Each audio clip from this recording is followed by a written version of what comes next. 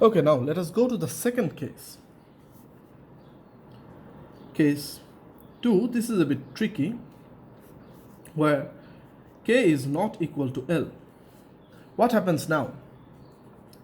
WA becomes summation of n equals 0 to n minus 1 e to the power j k minus L n omega naught, which equals summation of n naught,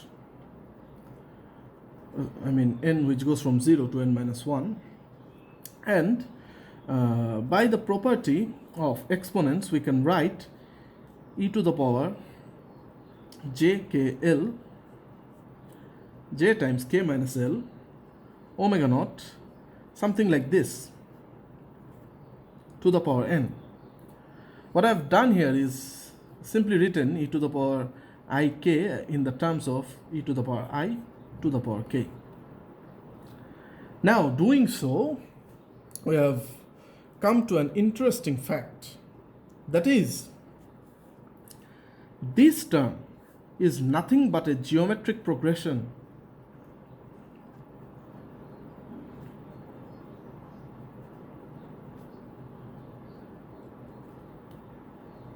which can be simply written as summation of n goes from n to n minus 1 a to the power n, where obviously a equals e to the power j k minus L omega naught,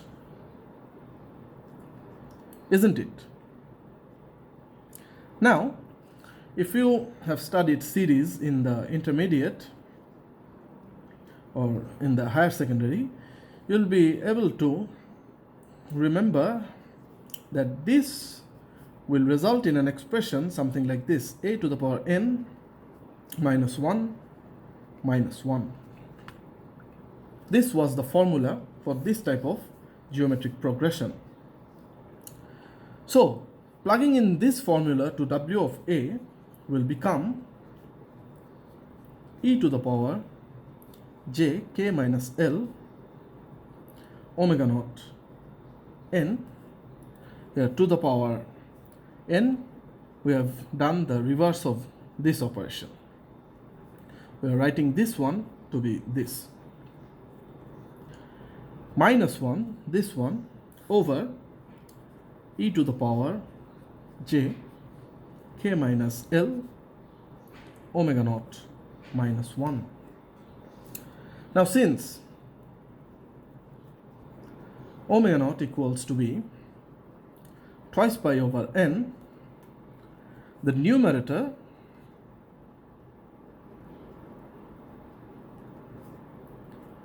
which is e to the power j k minus L, this omega naught is replaced by twice pi n times n minus 1. This to cancel out, e to the power j k minus L twice pi minus 1. Now, as I've said earlier, k is an integer. Similarly, L is also an integer. And both their difference can be nothing but an integer as well. Let us define it as q. So, the numerator becomes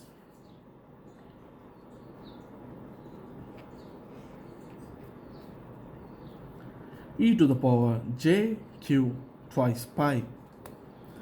Now, we have seen this expression earlier as well. This will always yield a value of 1.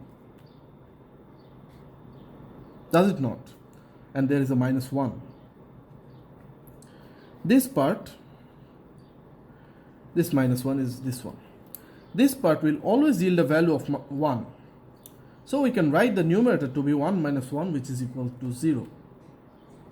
So what we can write is W of A, which is equal to e to the power j k minus L omega naught minus 1 will also be 0. So what have we seen? Once again, like the CTFS, the equation has collapsed. That means that if k is not equal to L, the value of W of A will be 0. And consequently, if the value of W of A becomes 0, this expression over here becomes 0, making this one to be 0 and consequently the right hand side to be 0. Hence, there is no Fourier series coefficient to be found. The only way we can find the Fourier series coefficient is only when k is equal to L. For this only one value, k equal to L, we can get a value of W of A. Okay, so plugging in the value of n in the equation, say this one, let me write it as C. So plugging in n into C, we get that the right hand side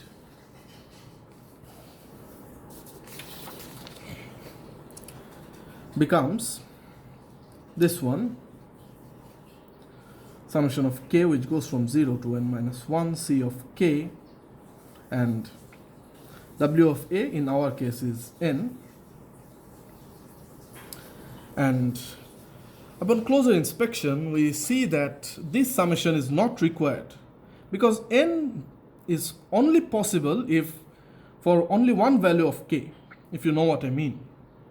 I mean to say is that n will only yield for k when it is equal to L. So this summation is not necessary. We can simply write it as k of n. That means the expression, final expression from here, we can write summation of n, which goes from 0 to n minus 1, x of n, e to the power minus j, L omega naught n, to be equal to Ck of n or Cl of n, because we have considered Cl of n, k to be equal to L. So the equation has become quite easy. This will be a multiplication sign. The equation has become quite easy, and I suppose you can find the rest of it, you can guess the rest of it. Let me explain this part a bit.